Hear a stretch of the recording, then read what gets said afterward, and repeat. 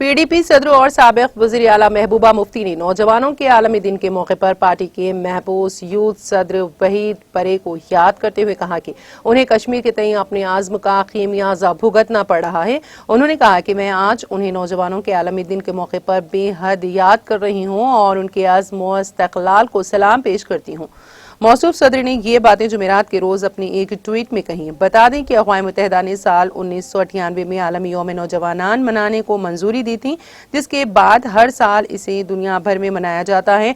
महबूबा मुफ्ती ने अपनी ट्वीट में कहा, आलमी यौम नौजवानान के मौके पर मैं अपने यूथ सदर वहीद परे को बेहद याद कर रही हूँ, जिसने जम्मू और कश्मीर में नौजवानों को मसरूफ रखने में नुमाया रोल अदा किया। उन्हें कश्मीर के तई अपने आज़्म की सजा दी जा रही है। मैं उनकी हिम्मत और अज़्म व इस्तक़लाल को सलाम पेश करती हूँ। काबिल ज़िक्र है कि वहीदुर्रहमान परे को 25 नवंबर को NIA ने DDC इंतखाबात के लिए कागजात नामजदगी जमा करने के 5 रोज बाद गिरफ्तार किया था। नाज़रीन, हमारे TTV न्यूज को सब्सक्राइब करें, बेल आइकॉन को प्रेस करें, शेयर करें और लाइक करना ना भूलें।